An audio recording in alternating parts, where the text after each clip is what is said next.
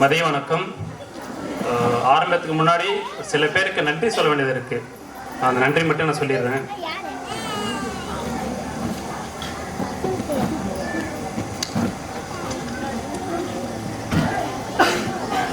முதல்ல நான் நன்றி சொல்ல வேண்டியது யாருக்குன்னா டாக்டர் B.R. அம்பேத்கர். அவரால் தான் நான் இங்க நின்று பேசிக்கிட்டு இருக்கேன். அடுத்தபடி யாருக்குன்னா ஃபாதர் ஆரோக்கியராஜ். அவர் இல்லைன்னா இந்த இடத்துல நான் இல்லை. ஏன்னா அவர் தான் எனக்கு அப்பப்போ மோட்டிவேஷன் கொடுப்பார் இங்கே படிக்கிறதுக்காக. அப்புறம் நிறைய பேர் எனக்கு ஹெல்ப் பண்ணியிருக்காங்க. ஃபினான்ஷியலாக நான் படிக்கும்போது கஷ்டப்படும் போது எனக்கு நிறைய பேர் சப்போர்ட் பண்ணியிருக்காங்க. அவங்கள ஒரு ரீட் பண்ணிடுறேன் நான். ஷெரின் வெளிச்சம் சென்னை, அவங்க.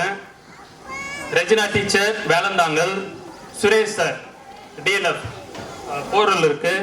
ஃபாதர் மரியநாதன், அப்புறம் ஃபாதர் கெனடி, ஃபாதர் ரே, அப்புறம் மகாலட்சுமி வானவில் ட்ரஸ்ட் நாமக்கல், அப்புறம் மகாலட்சுமி இன்னொருத்தர் இருக்காங்க. அவங்க ஃபாரஸ்ட் டிபார்ட்மெண்ட்ல திருநெல்வேலியில் இருக்காங்க. இவங்க எல்லாருமே என்னுடைய எஜுகேஷனுக்காக நான் கஷ்டப்படும் போது எனக்கு ஹெல்ப் பண்ணுவாங்க. இப்போ நான் எப்படி இந்த அட்வொகேட் ஃபீல்டு நான் எடுத்தேன்னா சில விஷயங்கள் என்னை பாதிச்ச விஷயங்கள் 1-2 இருக்கு. என்னன்னா, நான் சின்ன வயசுல வியாபாரத்துக்கு போயிருப்பேன். நிறைய ராஜேஷ் சார்கள்லாம் தெரியும் நான் என்னென்ன ஒர்க்கெல்லாம் பண்ணுவேன்னு சொல்லிட்டு அவங்க நிறைய பேருக்கு தெரியும். மலையனூருக்கு வியாபாரத்துக்கு ஒரு டைம் போயிருந்தேன். வியாபாரத்துக்கு போகும்போது ஒரு போலீஸ்காரன் நான் அடிச்சிட்டான். ஒரு போலீஸ் செவுல்லே பலார்னு ஒன்று விட்டாரு.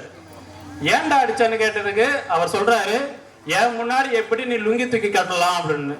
ஏன்டா லுங்கி தூக்கி கட்டினது ஒரு குத்தமா? லுங்கி தூக்கி கட்டக்கூடாத நம்ம? அதுக்காக பலார்னு ஒரு அறை விட்டார் எனக்கு.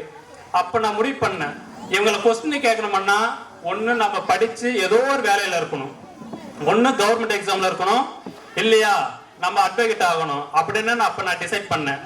அப்புறம் தான் நான் கொஞ்சம் கொஞ்சமா படிக்க ஆரம்பிச்சேன்னா எல்லாரும் ஹெல்ப் கேட்கறதுக்கு நான் தயங்க மாட்டேன். எல்லாருக்கிட்டையும் போயிட்டு என்னால் முடியலன்னா போயிட்டு ஹெல்ப் கேட்பேன், எனக்கு ஹெல்ப் பண்ணுங்கன்னு கேட்பேன். அந்த வேலை நிறைய பேர் ஹெல்ப் பண்ணியிருக்காங்க. அப்புறம் தான் லயோலாவில் போய் சேர்ந்தேன். அப்படி சேர்ந்து அப்படியே LLB எல்லாம் பண்ணேன். படிக்கும் போதே நான் TNPSC படிக்க ஆரம்பிச்சேன். எப்படியாவது நம்ம குரூப் 2 இல்ல குரூப் 1 அப்பதான் நம்ம ஒரு கொஸ்டின் கேட்க முடியும். இப்ப VO போனோம்னா நம்ம VO லாஸ்ட், அது மத்தவங்க கொஸ்டின் கேட்க முடியாது. நம்ம கீழே ஒரு 4 பேர் வேலை செய்யணும், அப்படிதான் என்னுடைய தாட்.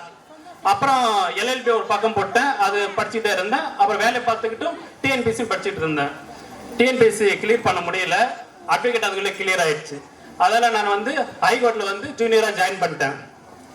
அப்போ நான் லுங்கி தூக்கி கட்டினதுக்காக ஒரு போலீஸ் என்ன அடிச்சாரு.